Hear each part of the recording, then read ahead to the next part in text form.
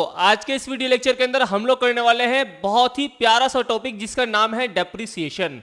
ये डेप्रिसिएशन क्या होता है, कब लगता है, किस पे लगता है, इस तरह की सारी बातें आज के इस वीडियो लेक्चर के अंदर हम लोग डिस्कस करने वाले हैं। तो नमस्कार, सत श्री अकाल, आदाब, अस्सलाम वालेकुम। मेरा नाम है इमरान और आप सभी का आपके अपने इस प्यारे से यूट्यूब चैनल कॉमर्स की दुनिया में मैं दिल से स्वागत करता हूं। तो चलिए शुरू करते हैं आज के अपने इस प्यारे से वीडियो लेक्चर को। तो चलिए दोस्तों स्टार्ट करते हैं। हमने ऊपर टाइटल में डाल दिया है कि भाई ये आपका चैप्टर नंबर 15 है जिसका नाम है डेप्रिसिएशन। अब ये डेप्रिसिएशन क्या होता है, किस पर अप्लाई होता है, कैसे अप्लाई होता है, ये सारी बातें हम एक एक करके पॉइंट टू पॉइंट आपको समझाने वाले हैं। तो चलिए देखते हैं। सबसे पहले हमने कुछ अपने वर्ड्स में एक छोटी सी डेफिनेशन लिख दी है इसकी। देखते हैं क्या लिखा है। डेप्रिसिएशन इज अ रिडक्शन, यानी कि डेप्रिसिएशन क्या है, एक रिडक्शन है, वो भी in the value of depreciable asset. यानी कि जितनी भी हमारी डेप्रिसिएबल एसेट्स होती हैं उन सब की वैल्यू को कम कर देता है। कौन कम कर देता है? डेप्रिसिएशन। यानी कि डेप्रिसिएशन सारी डेप्रिसिएबल एसेट्स के ऊपर लगने वाला है। यानी कि हमारी फर्म के अंदर या कंपनी के अंदर जितनी भी टेंजिबल और इनटेंजिबल एसेट्स होती हैं सबके ऊपर क्या लगता है? डेप्रिसिएशन लगता है। अब क्यों लगता है जी? इसके कारण होते हैं। मैं यहाँ पे मार्कर चेंज करके इसके कारण लिखता हूँ। बिकॉज ऑफ, क्या लिखा हमने? Because of. पहला जो कारण होता है डेप्रिसिएशन लगने का वो होता है यूज, क्योंकि आप इसे यूज करते हो। चलिए इस बात को मैं एक एग्जांपल से समझाता हूँ। एक एग्जांपल लेते हैं और फिर आपको इसका मतलब समझ में आ जाएगा। सपोज दैट, मान लीजिए कि मैंने एक सेलफोन खरीदा आज जिसकी कीमत है 40,000 रुपये। अब इस 40,000 रुपये के सेलफोन को मैंने लगभग 6 महीने यूज़ करा। अब 6 महीने यूज़ करने के बाद मैं इसे किसी को सेल करना चाहता हूँ। तो सवाल ये उठता है कि क्या ये दोबारा 40,000 रुपये का बिक जाएगा? जवाब होगा नहीं। क्यों नहीं? क्योंकि मैंने इसे पूरे 6 महीने इस्तेमाल करा है। तो 6 महीने जब मैंने इसे इस्तेमाल कर लिया है तो इसका मतलब क्या है कि यूज़ करने की वजह से जो इसकी कीमत थी वो क्या हो गई? कम हो गई। इसकी वैल्यू के अंदर क्या हो गया? रिडक्शन हो गया। तो इसीलिए कोई भी फिक्स्ड एसेट जो होती है जब आप उसका लगातार यूज़ करते हो तो उसकी कीमत क्या हो जाती है? कम हो जाती है ड्यू टू डेप्रिसिएशन। पहला वर्ड आपको समझ में आ गया कि आप किसी भी फिक्स्ड एसेट को यूज़ करोगे तो डेप्रिसिएशन लगेगा, ठीक है। दूसरा होता है लैप्स ऑफ टाइम। क्या होता है दोस्तों? Lapse of time. अब ये लैप्स ऑफ टाइम क्या है भैया? लैप्स ऑफ टाइम का मतलब होता है कि सपोज दैट मैंने कोई कार खरीदी है, मान लीजिए 5 लाख रुपए की है, ठीक है। 5 लाख रुपए की मैंने कार खरीदी, लेकिन खरीद करके मैंने अपने पार्किंग में खाली उसे खड़ा कर दिया है, मैंने उसे यूज़ नहीं करा। तो यहाँ पे यूज़ नहीं हो रही है और वो 6 महीने तक खड़ी रही। मान लीजिए किसी कारणवश मैं अब्रॉड चला गया था जिसकी वजह से मैंने उसे यूज़ नहीं करा, चलाया नहीं है, लेकिन वो नई की नई गाड़ी मेरी पार्किंग के अंदर खड़ी हुई है। तो 6 महीने बीतने के बाद जब मैं उसे बेचूंगा तो क्या ये 5 लाख रुपए की बिक जाएगी? जवाब होगा नो, इल्ले, बिल्कुल नहीं बिकेगी। क्यों नहीं बिकेगी? क्योंकि लैप्स ऑफ टाइम, क्योंकि समय बीत गया है। 6 महीने तक वो आपके पास थी, चाहे आपने उसका यूज़ करा हो या यूज़ ना करा हो, भाई उसकी कीमत तो कम होगी ही होगी। तो दूसरा वर्ड जो था हमारा क्या था? Lapse of time. इसकी वजह से भी डेप्रिसिएशन लगता है। और तीसरा हमारा क्या होता है? तीसरा होता है ऑब्सोलेसेंस, ठीक है। Obsolescence, obsolescence. ऑब्सोलेंस का मतलब क्या होता है? ऑब्सोलेंस का मतलब होता है इसके अंदर बहुत सारे रीजंस आ सकते हैं, जैसे suppose that change in technology, ठीक है। चेंज इन टेक्नोलॉजी, या फिर हम बोल सकते हैं चेंज इन डिमांड, ठीक है जी, समझ में आ रही है बात। तीसरा क्या होता है? गवर्नमेंट रेस्ट्रिक्शन, गवर्नमेंट रेस्ट्रिक्शंस, ठीक है जी। तो ऑब्सोलेसेंस का मतलब क्या होता है कि भाई इसके अंदर या तो चेंज इन टेक्नोलॉजी, कोई टेक्नोलॉजी चेंज होने के कारण जो हमारी एसेट थी वो क्या हो गई? बेकार हो गई, यूजलेस हो गई, ठीक है। दूसरा क्या है? चेंज इन डिमांड, यानी कि डिमांड में चेंज आ गई। जैसे सपोज दैट मान लीजिए पहले जो सेलफोन चलते थे कीपैड वाले चलते थे, लेकिन अब कौन से चल रहे हैं? एंड्रॉयड चल रहे हैं। तो क्या आप डिमांड करोगे कीपैड वाले सेलफोन की आज के टाइम में, प्रेजेंट टाइम में? बिल्कुल नहीं करोगे। क्यों? क्योंकि भाई टेक्नोलॉजी चेंज हो चुकी है। टेक्नोलॉजी चेंज होने की वजह से डिमांड क्या हो गई है? चेंज हो गई है। तो इस वजह से जो हमारी एसेट है वो क्या हो गई है, डेप्रिसिएबल हो गई है। तीसरा हमारा क्या है, गवर्नमेंट रेस्ट्रिक्शन। गवर्नमेंट रेस्ट्रिक्शन का मतलब क्या है, कभी कभी सरकार भी क्या कर देती है, कुछ नियम कानून ऐसे लगा देती है कि हमारी पुरानी जो चीज़ें होती है वो यूजलेस हो जाती है। जैसे फॉर एग्जांपल मैं आपको बता सकता हूँ, जो डीजल वाली गाड़ियाँ होती हैं, अब उस पर रेस्ट्रिक्शन लग चुका है कि वो केवल 15 साल तक ही सड़कों पे रन कर सकती हैं। 15 साल होते ही वो यूजलेस हो जाएंगी।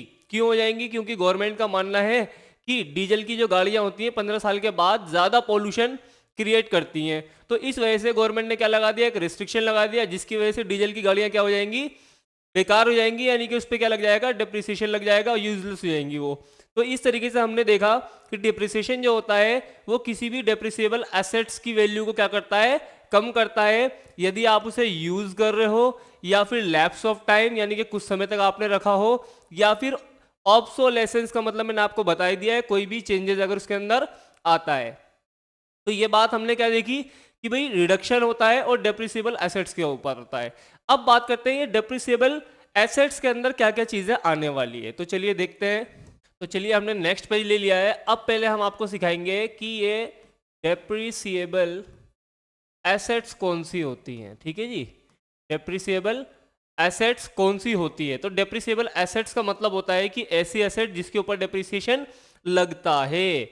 अब देखिए इसके अंदर हम इसे दो पार्ट्स में बांट रहे हैं। एक हो जाएगा आपका tangible, on the other hand दूसरा जो हो जाएगा वो क्या हो जाएगा, इनटेंजिबल।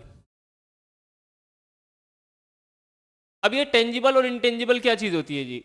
टेंजिबल का मतलब होता है हमारी फर्म या कंपनी की ऐसी एसेट जिसका एक फिजिकल एग्जिस्टेंस होता है। फिजिकल एग्जिस्टेंस का मतलब होता है जिसे हम टच कर सकते हैं, छू सकते हैं, देख सकते हैं। ये सारी चीजें क्या होती है, हमारी टेंजिबल होती हैं। फॉर एग्जाम्पल इसके अंदर हम लिख सकते हैं मशीनरी, ठीक है जी, या फिर हम लिख सकते हैं प्लांट, और क्या लिख सकते हैं सर जी, फर्नीचर लिख सकते हैं जी। फर्नीचर का भी क्या होता है, एक फिजिकल एग्जिस्टेंस होता है। और क्या लिख सकते हैं जी, बिल्डिंग लिख सकते हैं। तो ये सारी चीज़ें ऐसी होती है जिसको हम देख भी सकते हैं और छू भी सकते हैं। हम यहाँ पे ETC लिख देते हैं क्योंकि अब आप समझ चुके होंगे कि फिजिकल एग्जिस्टेंस किसका होता है। और टेंजिबल एसेट्स के ऊपर जो चार्ज किया जाता है दोस्तों, उसका नाम मैं थोड़ा सा मार्कर चेंज करके लिखना चाहता हूँ।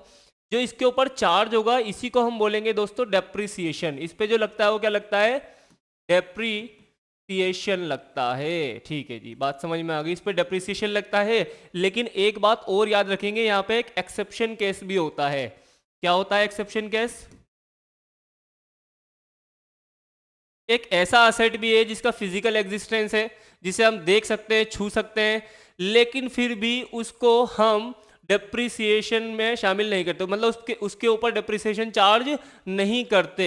तो ऐसी कौन सी चीज है, ऐसी चीज है हमारी लैंड। लैंड मतलब भूमि। भूमि एक ऐसी एसेट है जिसके ऊपर हम डेप्रिसिएशन नहीं लगाते हैं। अब सवाल उठता है क्यों लैंड को हमने इसके अलग क्यों रखा है, इसका जवाब दीजिए जी। तो सुनिए, मैं आपको पूरा फुल डिटेल से समझा देता हूं, बस ध्यान से समझना है आप लोगों को। देखिए डेप्रिसिएशन कब लगता है, जब हमने देखा इसके अंदर तीन बातें आप ध्यान रखेंगे, ठीक है। पहली चीज, आपने कोई ऐसी एसेट खरीदी है जो आप दोबारा रिसेल नहीं करोगे, यानी कि क्या होता है, नॉट फॉर सेल। पहला पॉइंट क्या हो जाएगा, नॉट फॉर सेल, यानी कि आप इसे दोबारा नहीं बेचते हो बल्कि अपनी फर्म या कंपनी के अंदर इसका इस्तेमाल करते हो। जैसे कि मशीनरी है, मशीनरी अगर आपने खरीदी है तो क्या आप इसको दोबारा बेचोगे, नहीं भैया, मशीनरी फर्म के अंदर रहेगी और मशीन पे ही तो काम किया जाएगा। अगर मशीन ही हम दोबारा रीसेल कर देंगे तो काम कैसे करेंगे। तो इसीलिए मशीनरी क्या है, नॉट फॉर सेल है, यानी कि इसको हम बेचने के लिए इस्तेमाल नहीं कर रहे हैं। दूसरा पॉइंट हम क्या देखेंगे इसके अंदर, दूसरा पॉइंट होता है कि इसकी जो लाइफ होती है मोर देन 1 ईयर होती है। कितनी होती है दोस्तों, मोर देन 1 ईयर। डेप्रिसिएशन उन्हीं चीजों पे लगता है जो नॉट फॉर सेल हो, और दूसरा हमने आपको क्या बताया कि मोर देन 1 ईयर हो। पहला नॉट फॉर सेल, दूसरा मोर देन 1 ईयर इसकी लाइफ होनी चाहिए। जो तीसरी चीज होती है इसकी होती है लाइफ लिमिटेड। लाइफ लिमिटेड, इसकी जो लाइफ होती है वो क्या होती है, लिमिटेड होती है, अनलिमिटेड नहीं होती है। तो ये तीन चीजें जहां पर आती है तो दोस्तों डेप्रिसिएशन वहीं पर लगता है। मैंने क्या कहा, ये 3 चीजें जहां पर अप्लाई होगी डेप्रिसिएशन केवल वहीं लगेगा। अब यहाँ सारे पॉइंट्स में आप देख लीजिए ये तीनों पॉइंट्स अप्लाई हो रहे हैं या नहीं हो रहे हैं। तो देखिए मशीनरी मैंने अभी आपको बताया कि भाई नॉट फॉर सेल होती है। दूसरा मशीनरी जो होती है 1 साल से ज़्यादा के लिए आप यूज़ करोगे उसे, 1 साल के अंदर अंदर हम उसे नहीं बेचते हैं, ठीक है ना, उसकी लाइफ काफ़ी साल होती है, 10 साल 15 साल 20 साल इस तरीके से। ऐसी प्लांट भी है, फर्नीचर भी है, हर साल थोड़ी ना करते हैं हम लोग। तो नॉट फॉर सेल हो गया है, मोर देन 1 ईयर होगी इन सब की लाइफ। और लाइफ क्या होती है, लिमिटेड होती है। लिमिटेड मतलब यानी कि किसी एसेट की लाइफ हमारी 10 साल होती है, किसी की 15 साल होती है, तो किसी की 20 साल होती है, लेकिन अनलिमिटेड नहीं होती है, अमर नहीं होती है कोई भी एसेट हमारी। लेकिन यहाँ पे जो लैंड है, ज़मीन जो है, कि इसकी जो लाइफ है दोस्तों, इसकी लाइफ जो होती है वो अनलिमिटेड होती है। लाइफ क्या होती है, अनलिमिटेड होती है। तो जिसकी वजह से इसे हम डेप्रिसिएशन के अंदर इसे शामिल नहीं करेंगे, इसके ऊपर डेप्रिसिएशन अप्लाई नहीं करेंगे। क्योंकि लैंड है, देखिए जैसे बिल्डिंग है, बिल्डिंग की लाइफ होती है, भले ही फिर वो 50 साल हो 60 साल हो, उसको हम तोड़ के दोबारा बना सकते हैं, ठीक है ना, पूरा ज़मीन से तोड़ करके दोबारा बना सकते हैं हम। तो ये बिल्डिंग जो है इसकी एक लिमिटेड लाइफ होती है, लेकिन ज़मीन जो होती है, हमारी भूमि जो होती है, उसकी अनलिमिटेड लाइफ होती है और वो कभी नष्ट नहीं होती, ख़त्म नहीं होती है, ठीक है ना। तो इसीलिए लैंड को इसके अंदर शामिल हम लोग नहीं करने वाले हैं। तो आई होप आप लोगों को समझ में आ गया होगा कि टेंजिबल चीज़ क्या होती है। टेंजिबल के अंदर क्या लगता है, डेप्रिसिएशन लगता है, लेकिन इसके अंदर एक चीज़ हम शामिल नहीं करेंगे जिसका नाम है लैंड। और क्यों नहीं करेंगे वो रीज़न भी हमने लिख दिए हैं।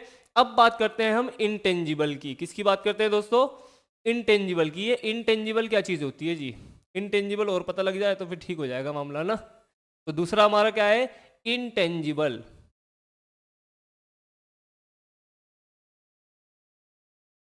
इनटेंजिबल एसेट्स कौन सी होती है, तो दूसरा वर्ड जो है हमारा इंटेंजिबल एसेट है। इंटेंजिबल एसेट्स क्या होता है जी, इसके अंदर क्या क्या आने वाला है, पहला आने वाला है गुडविल, ठीक है जी। दूसरा क्या आएगा, पेटेंट।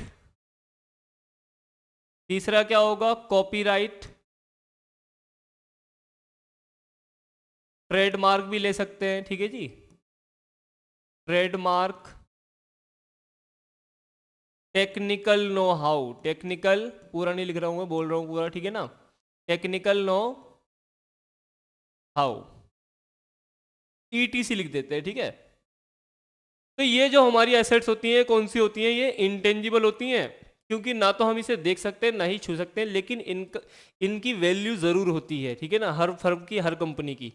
तो इस पे जो लगने वाला है, तो देखिए मैं यहाँ बात रोक के एक बात समझाता हूँ कि जिनका फिजिकल एग्जिस्टेंस होता है तो उस पर चार्ज होता है डेप्रिसिएशन, लेकिन जिनका फिजिकल एग्जिस्टेंस नहीं होता है ना, उस पर जो चार्ज होता है दोस्तों उसका नाम है एमोर्टाइजेशन, ठीक है, एमोर्टाइजेशन।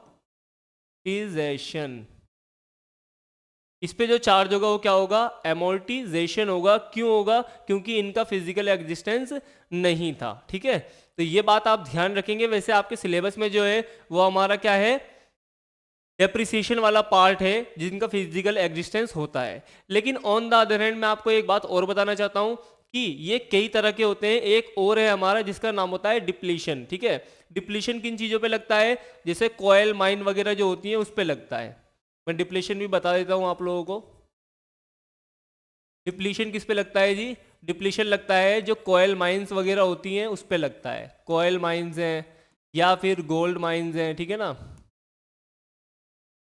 इन सब चीज़ों पे जो लगता है वो क्या लगता है, डिप्लेशन लगता है। तो ये 3 तरह के होते हैं, 3 तरह के मैंने आप लोगों के साथ डिस्कस करा है।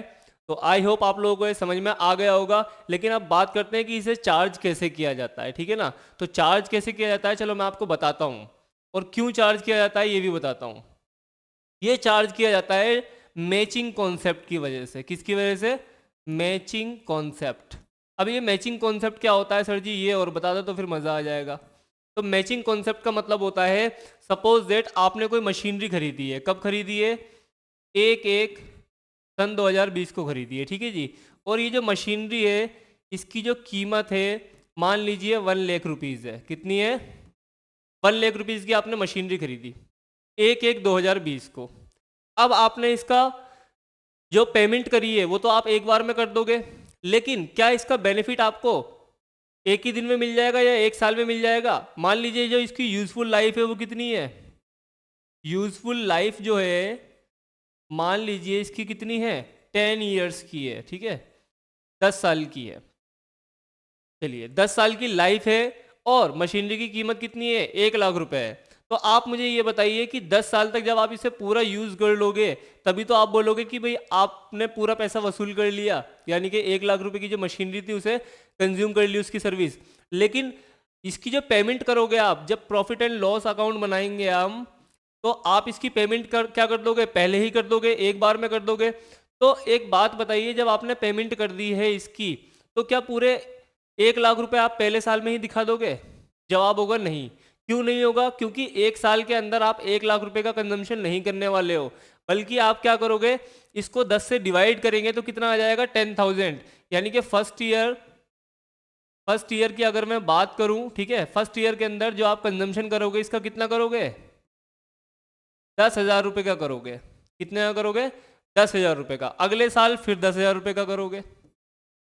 इस तरीके से आप हर साल क्या करोगे, इसका कंजम्पशन करोगे, और 10th ईयर पे भी आप 10,000 का कंजम्पशन करोगे। तो 10 साल का जब आप जोड़ोगे 10,000 रुपये, तो कितना बन जाएगा, 1 लाख रुपए बन जाएगा। तो सवाल ये उठता है कि डेप्रिसिएशन क्यों चार्ज किया जाता है। तो मैंने आपको बता दिया कि जो आप इसका कंजम्पशन करते हो ना, वो एक साल के अंदर पूरा नहीं करते हैं, बल्कि एक एक साल करके हम इसे राइट ऑफ करते हैं। क्योंकि डेप्रिसिएशन का जो अमाउंट होता है ना, वो हम रुपीज़ में किसी को देते नहीं है, ये बात आप याद रखेंगे। क्या कहा मैंने, ये जो डेप्रिसिएशन हम डिडक्ट करते हैं, ये जो वैल्यू कम कर रहे हैं, ये कैश के रूप में हमें किसी को देना नहीं होता है, बल्कि प्रॉफिट एंड लॉस अकाउंट में से हर साल हम क्या कर देंगे, जैसे आप सैलरी घटाते हो, सैलरी लिखते हो ना डेबिट में, किसी को सैलरी दे दी लिख दिया, या फिर आपने किसी को वेजेस दे दिया तो वो लिखते हो। तो इसी तरीके से डेप्रिसिएशन भी आप क्या कर दोगे, हर साल एक एक साल का कम करते रहोगे, ठीक है।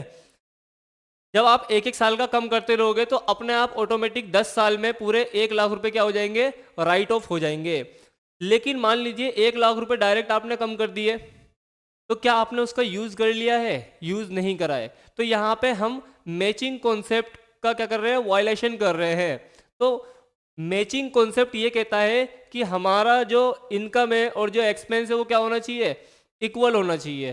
तो इस वजह से हम क्या करते हैं, हर साल जितना हमने कंजम्पशन करा है उतना ही हम राइट ऑफ करेंगे एज अ डेप्रिसिएशन। तो ये बात थी कि मैचिंग कॉन्सेप्ट किसे कहते हैं और डेप्रिसिएशन क्यों चार्ज किया जाता है। तो एक साल में आप पूरे 1 लाख का कंजम्पशन नहीं करते हो, बल्कि कुछ सम ऑफ अमाउंट का करते हो, जो भी हमारा डेप्रिसिएशन निकल के आता है, ठीक है ना। तो इस वजह से हम क्या करते हैं, एक एक साल क्या करेंगे, इसकी वैल्यू कम करते जाएंगे, और 10 साल में इसको हम पूरा राइट ऑफ कर देंगे। यानी कि 10 साल में हम कहेंगे कि भाई हमने 1 लाख रुपए की मशीनरी जो थी वो यूज़ कर ली है। अब मेरे लिए ये एक स्क्रैप वैल्यू कहलाएगी, जो भी मशीनरी की कीमत होगी। चलिए अब आगे देखते हैं अगला टॉपिक अपना। तो चलिए दोस्तों, अब देखते हैं हम मेथड ऑफ डेप्रिसिएशन, यानी कि कितने तरीके से डेप्रिसिएशन को चार्ज किया जाता है। वैसे तरीके तो और भी बहुत सारे होते हैं, लेकिन आपकी बुक में जो है +1 के सिलेबस में वो 2 ही मेथड है। पहला जो है वो क्या है, रिटन डाउन वैल्यू मेथड है, और दूसरा जो है स्ट्रेट लाइन मेथड है।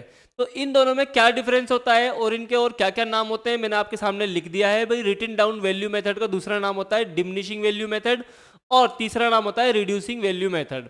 तीनों में से कोई भी नाम आ जाए तो आप समझ जाना कि ये वही है, ठीक है ना, तीनों के सेम नाम है। और दूसरा जो है हमारा स्ट्रेट लाइन मेथड, इसके भी 2 और नाम है, ओरिजिनल कॉस्ट मेथड भी इसे बोलते हैं और फिक्स्ड इंस्टॉलमेंट मेथड भी इसे बोलते हैं। शॉर्ट फॉर्म में स्टूडेंट बोलते हैं इसे WDV, ठीक है। WDV मतलब रिटन डाउन वैल्यू मेथड, और इसको बोलते हैं SLM बोले तो स्ट्रेट लाइन मेथड। अब इन दोनों में क्या डिफरेंस होता है और ये कार्य कैसे करते हैं, इसके बारे में बात करते हैं एक छोटा सा एग्जाम्पल लेकर के, ठीक है। चलिए एग्जाम्पल हमने आपके सामने लिख दिया है कि भाई जैसे मान लीजिए आपने कोई मशीनरी खरीदी है। मशीनरी की जो कीमत है ना दोस्तों, मशीनरी की कीमत है 1 लाख रुपए, ठीक है ना। 1 लाख रुपए की कीमत है, और इसके ऊपर जो डेप्रिसिएशन चार्ज हो रहा है, डेप्रिसिएशन जो चार्ज हो रहा है वो कितना मान ले, 10% मान लेते हैं, ठीक है जी।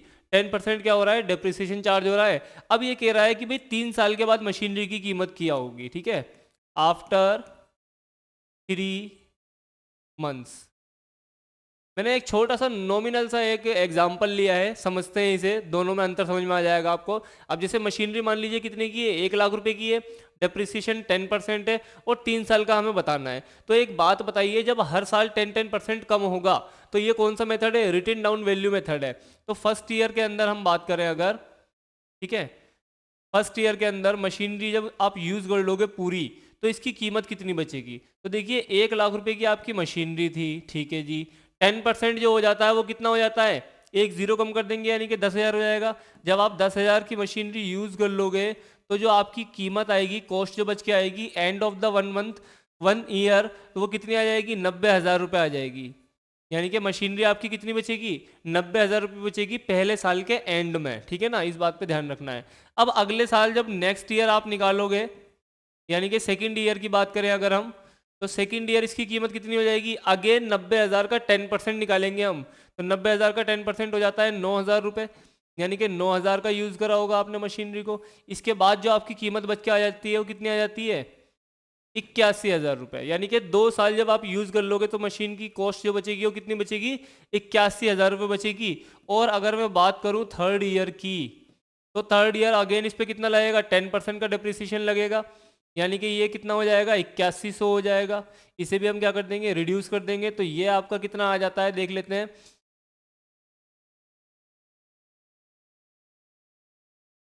72,900 रुपये, ठीक है जी।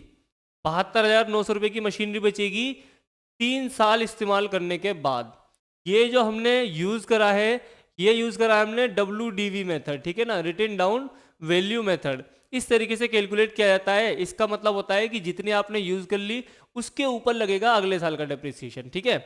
लेकिन ऑन द अदर हैंड अगर हम बात करें किसकी, स्ट्रेट लाइन मेथड की, तो स्ट्रेट लाइन मेथड के अंदर भी हम यही एग्जांपल लेते हैं ताकि आपको ज़्यादा अच्छे से समझा सके। मान लीजिए मशीनरी की कीमत अगेन कितनी ले ली हमने, 1 लाख रुपए ले ली, और डेप्रिसिएशन जो चार्ज लिया है वो भी हमने कितना लिया है, 10% लिया है।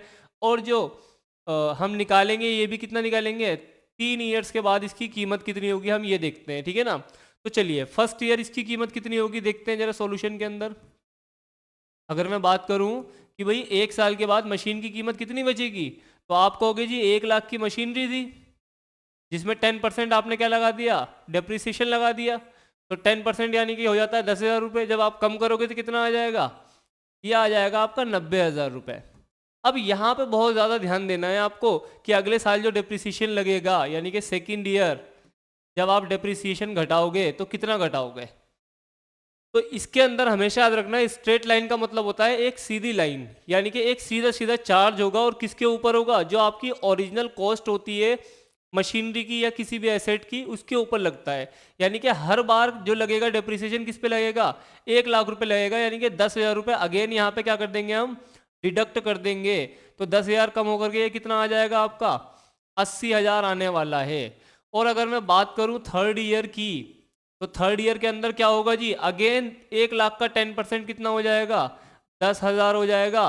और जो आपका बैलेंस बचेगा वो कितना बचेगा, 70,000 रुपये बचने वाला है, ठीक है। तो ये दोनों के अंदर डिफरेंस था। स्ट्रेट लाइन में हमने देखा कि जो ओरिजिनल कॉस्ट थी बार बार उसी के ऊपर डेप्रिसिएशन लगा रहे थे हम, और हर साल क्या कर रहे हैं, उसे कम करते हुए जा रहे हैं। लेकिन ऑन द अदर हैंड अगर मैं बात करूं किस चीज़ की, रिटन डाउन वैल्यू मेथड की, तो इसके अंदर जो कीमत निकल के आ रही थी उसके ऊपर हर बार डेप्रिसिएशन लगा रहे थे और रिडक्शन करते हुए जा रहे थे हर साल। तो ये दोनों के अंदर डिफरेंस होता है। अब आपको मैं एक नॉलेज और देना चाहता हूँ, वो नॉलेज ये है कि आप हमेशा याद रखिए कि रियल लाइफ के अंदर जो इस्तेमाल होता है वो स्ट्रेट लाइन मेथड नहीं होता, बल्कि कौन सा होता है, वो होता है हमारा WDV मेथड। यानी कि ये जो होता है ये ओरिजिनल होता है, ठीक है।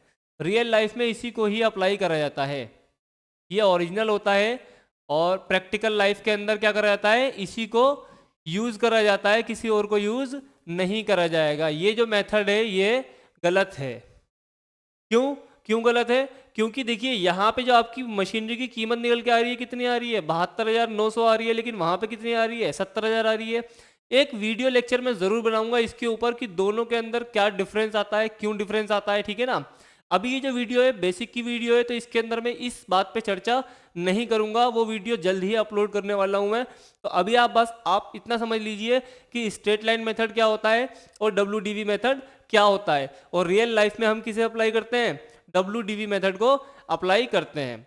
चलिए अब थोड़ा आगे की बात करते हैं। यहाँ पे हमने लिखा है SLM मेथड, ठीक है। SLM के अंदर डिप्रिसिएशन कैसे चार्ज किया जाता है, तो सबसे पहले हमने एक फॉर्मूला लिखा है कि भाई कॉस्ट माइनस स्क्रैप वैल्यू, यानी कि आपकी मशीनरी की या जो एसेट है उसकी जो ओरिजिनल कॉस्ट होगी वो लेना है। अगर उसे इंस्टॉल कराने के लिए भी कुछ खर्च किया गया है तो उसे भी जोड़ देंगे, पहली बात। दूसरी बात, स्क्रैप वैल्यू माइनस करनी है। स्क्रैप वैल्यू किसे कहते हैं जी, स्क्रैप वैल्यू का मतलब होता है जो भी आपकी फिक्स्ड एसेट होती है ना, जब आप उसको पूरा यूज़ कर लोगे, यानी कि जो उसकी यूजफुल लाइफ थी पूरा आपने उसे कंज्यूम कर लिया, अब आपका जब पैसा वसूल हो जाता है तब आप उसे अगर भंगार में बेचते हो, कबाड़ में बेचते हो, तो जो आपको कीमत मिलेगी ना उसे बेच के, वो कहलाती है स्क्रैप वैल्यू, ठीक है। तो स्क्रैप वैल्यू के एक नहीं, दो नहीं, बल्कि तीन तीन नाम है। क्वेश्चन में आपको ये चीज़ देखने को ज़रूर मिलेगी, या तो स्क्रैप वैल्यू लिखा होगा, या साल्वेज वैल्यू लिखा होगा, या लिखा होगा रेजिडुअल वैल्यू। तो तीनों का मतलब एक ही होता है कि भंगार की कीमत, जो आपने उसे बेच दिया बाहर मार्केट के अंदर, ठीक है ना, यूज़ करने के बाद, ठीक है, तो वो आपकी क्या हो जाती है, स्क्रैप वैल्यू हो जाती है। उसे माइनस करना होता है और डिवाइडेड बाय यूजफुल लाइफ।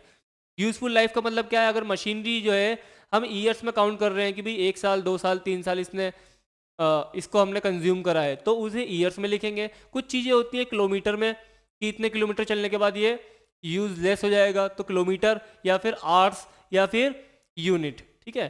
तो ये आपके यूजफुल लाइफ होती है। अलग अलग एसेट की अलग अलग लाइफ होती है, कुछ की ईयर्स में होती है, तो कुछ की किलोमीटर में, कुछ की आवर्स में, तो कुछ की यूनिट्स के अंदर, ठीक है। तो इतनी बात हमने कर ली है। अब मैं आपको समझाता हूँ एक एग्जांपल के साथ कि डिप्रिसिएशन कैसे निकाला जाता है, ठीक है ना। सपोज दैट आपने एक 2020 को कोई मशीनरी परचेज करी है। क्या करा है, मशीनरी परचेज करा है, ठीक है, जिसकी कीमत है मान लीजिए 1 लाख रुपए। 1 लाख रुपए की आपने मशीनरी खरीदी है, ठीक है। और जो इसकी स्क्रैप वैल्यू क्वेश्चन के अंदर दी गई है वो कितनी दी गई है,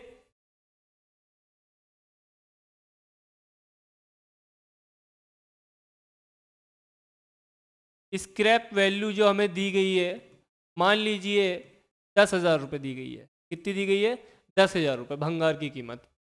और जो इसकी यूजफुल लाइफ है, यूजफुल लाइफ जो है इसकी हम मान के चलते हैं, चलो 10 साल, ठीक है, 10 ईयर्स।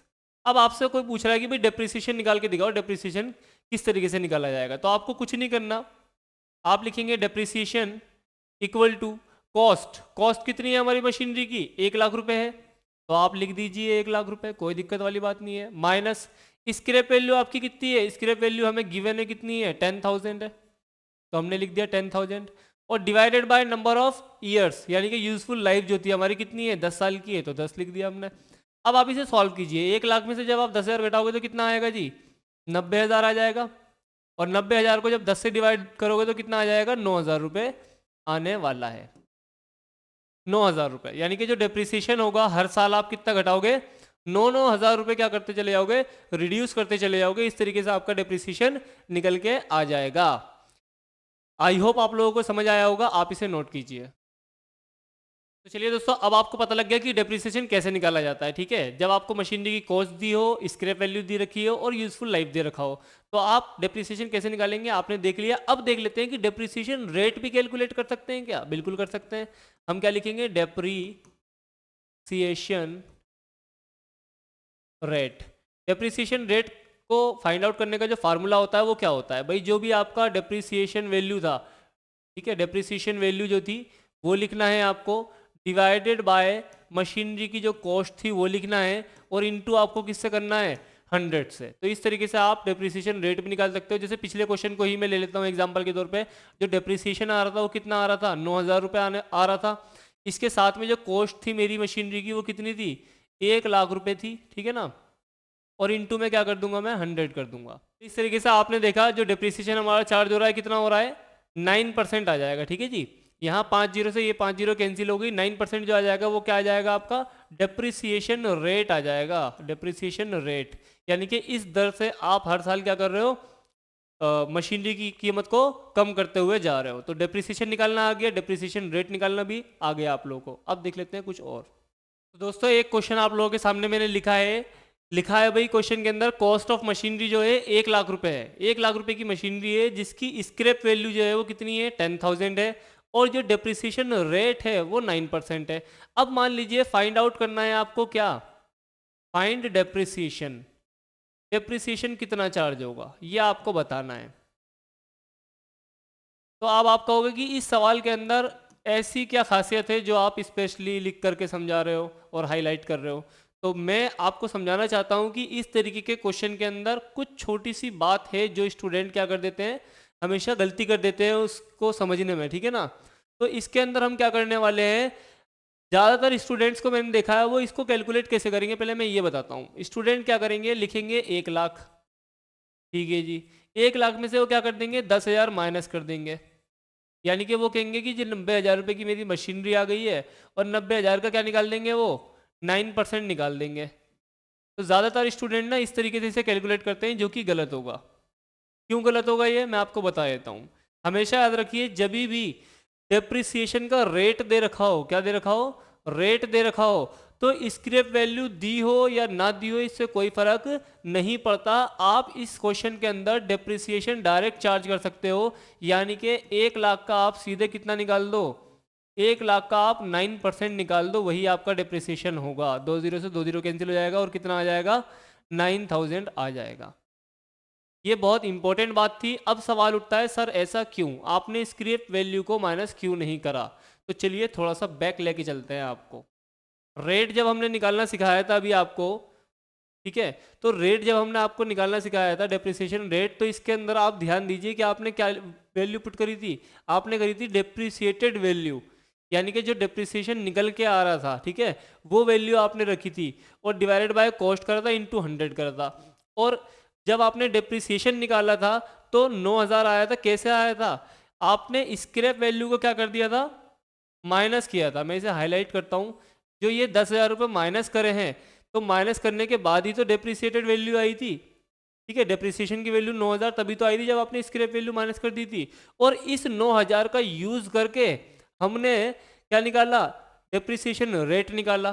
तो डेप्रिसिएशन रेट जब निकलता है ना तो उसके अंदर स्क्रैप वैल्यू ऑलरेडी माइनस की जा चुकी होती है।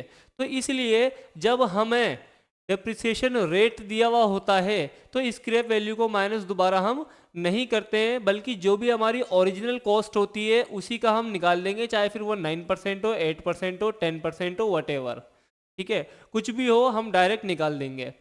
तो इस तरह की बातें आप ध्यान रखेंगे कि आपसे किसी तरह की कोई गलती ना हो। तो दोस्तों अब हम एक लास्ट टॉपिक पे और बात कर लेते हैं जो कि है कॉस्ट। कॉस्ट के अंदर किन किन चीज़ों को शामिल किया जाता है, यानी कि अभी मैंने आपको बताया था एक फॉर्मूला डेप्रिसिएशन का, जिसके अंदर हमने आपको बताया था कि कॉस्ट माइनस स्क्रैप वैल्यू और डिवाइडेड बाय हमें क्या करना होता है, यूजफुल लाइफ, ठीक है।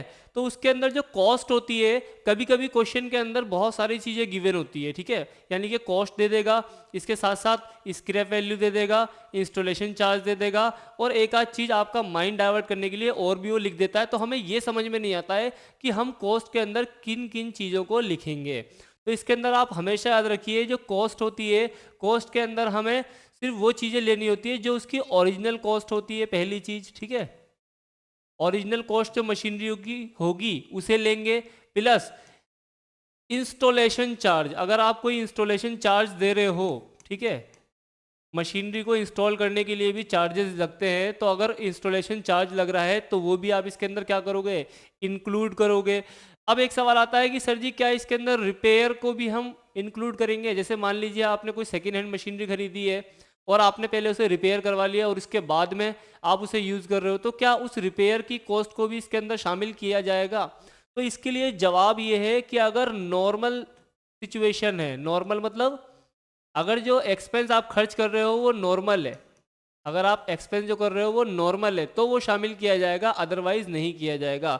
और रही बात रिपेयर की, अगर आप किसी चीज़ की रिपेयर की कॉस्ट को जोड़ देते हो इसके अंदर, तो आपको ये देखना है कि क्या उसकी कैपेसिटी बढ़ रही है रिपेयर कराने से, कैपेसिटी, ठीक है, क्या उसकी रिपेयर की कैपेसिटी बढ़ रही है या उसकी एफिशिएंसी बढ़ रही है, ठीक है, एफिशिएंसी बढ़ रही है या फिर उसकी प्रोडक्टिविटी बढ़ रही है, प्रोडक्टिविटी बढ़ रही है। इस तरह की अगर कोई चीज़ हो रही है या उसके अंदर कोई वैल्यू एडिशन हो रहा है, यानी कि आपने उस एसेट पे कुछ खर्च करा और उसकी वजह से अगर उसकी कैपेसिटी बढ़ गई, कैपेसिटी का मतलब फॉर एग्जांपल जैसे मान लीजिए कोई मशीनरी है, अब मशीनरी जो है वो नॉर्मली अगर मैं बात करूं तो 1 घंटे के अंदर 100 यूनिट बना रही है, 1 घंटे के अंदर 100 यूनिट बना रही है, लेकिन मैंने क्या करा, उस मशीनरी का एक पार्ट जो था उसे चेंज करा दिया या रिपेयर करा दिया, जिसकी वजह से उसकी जो कैपेसिटी थी वो बढ़ गई।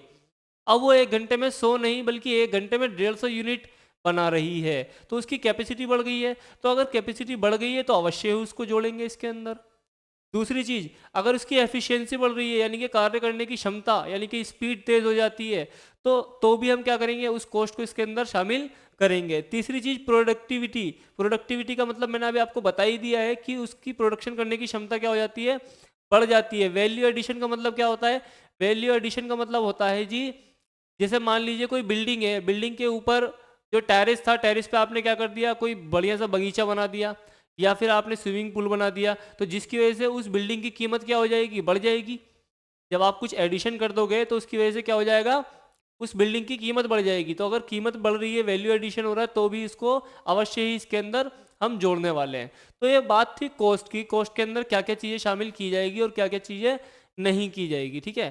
तो चलिए मैं आपको एक एग्जांपल देता हूँ कि मान लीजिए आपने कोई मशीनरी बाहर से मंगाई है, ठीक है। अब वो ट्रक के द्वारा आ रही थी मशीनरी, लेकिन ट्रक का हो जाता है एक्सीडेंट। अब ट्रक का एक्सीडेंट हो गया तो मशीनरी भी आपकी क्या हो गई, डैमेज हो गई। अब मशीनरी जो डैमेज हुई है तो आप उसे रिपेयर कराओगे, उसके बाद इंस्टॉल कराओगे। तो मेरा सवाल ये है कि जो रिपेयर के लिए आप इसके अंदर लागत लगाने वाले हो, कॉस्ट जो होगी वो आप इसकी ओरिजिनल कॉस्ट के अंदर जोड़ोगे या नहीं जोड़ोगे, रिपेयर की कॉस्ट को। तो ये एक सवाल है जो कि आपका होमवर्क है, आप कमेंट बॉक्स में इसका जवाब जरूर दीजिए। इस सवाल का जवाब मैं इस वीडियो लेक्चर में बिल्कुल नहीं देने वाला हूं, मैं आपका वेट करूंगा और आपके लिए और कुछ और अच्छे नए क्वेश्चन जो आपकी बुक टीएस ग्रेवाल के हैं उसके साथ प्रेजेंट होने वाला हूं मैं अगली वीडियो के अंदर। तो इसीलिए आप लोग अपना प्यार बनाए रखें अपने इस प्यारे से यूट्यूब चैनल कॉमर्स की दुनिया के साथ। आज के इस वीडियो लेक्चर को हम यहीं समाप्त करते हैं। Thank you so much, have a good day.